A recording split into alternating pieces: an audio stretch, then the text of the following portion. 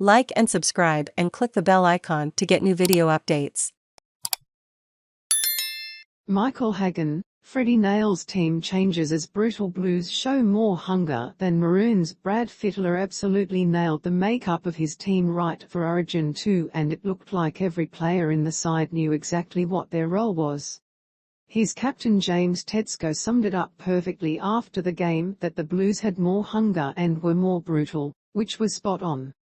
NSW ran stronger, tackled harder and did a number on Queensland on Sunday night to thoroughly deserve their 44-12 victory. State of Origin games are won at the advantage line, and the Blues dominated the Maroons throughout the contest. I thought the sin binning of Felise Kaufusi just before half-time was extremely harsh on the Maroons, but it certainly didn't change the end result. The Blues' new faces all seemed to have a positive effect, and they all made an outstanding contribution.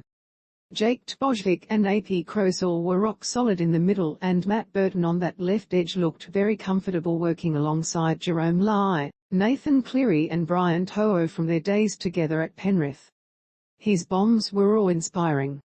That one that poor old Murray Taulagi tried to get under in the second half, they said on commentary that it went above the stadium roof, but I think the ball came down from an international space station in orbit covered in ice. It went that high. Damien Cook in his new role off the bench gave the Blues a different dimension in attack, so Freddy should feel happy with the way he changed things up for the trip west. Heading to Perth early in the week, arriving on Monday, 3 days before Queensland, seemed to work for them as well. They looked more settled. But it wasn't just the new guys in the team. James Tedesco was a huge part of the win with their back five.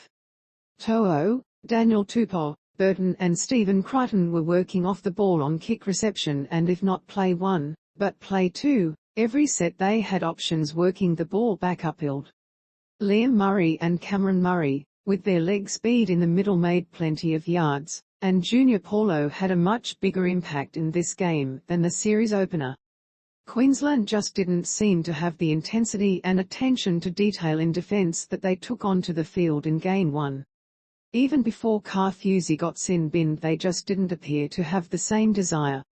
I wrote about this after Origin I that it's hard to keep up your intensity and energy the whole way through a series. Kaufusi being marched to the bin seemed a bit on the tough side, and it proved costly with a couple of minutes left in the first half. Brian To'o scored the next minute to give the Blues the lead at the break, and then Tupou got his try soon after Kaufusi came back on. It was pretty much a 12-point turnaround, and the Queenslanders never recovered. The extra tackling and effort areas that the Maroons had to do around that time was evident as they fatigued quickly in the last half hour of the game. I think Queensland probably had one too many big bodies in their pack. After Reuben Cotter got ruled out, I said he'd be a big loss because the Maroons didn't seem to have someone to fill his role of playing 80 minutes and getting through all that work he did in the first match.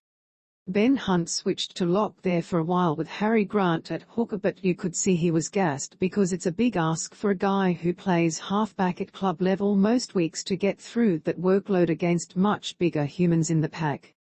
Perhaps Billy Slater could look at putting High Arrow at lock in Game 3 with Tino Fa'asuamaleaui back at prop with Lindsay Collins on the bench. Or he might just look to bring in a couple of new faces just to freshen up his squad a bit and add some much-needed energy.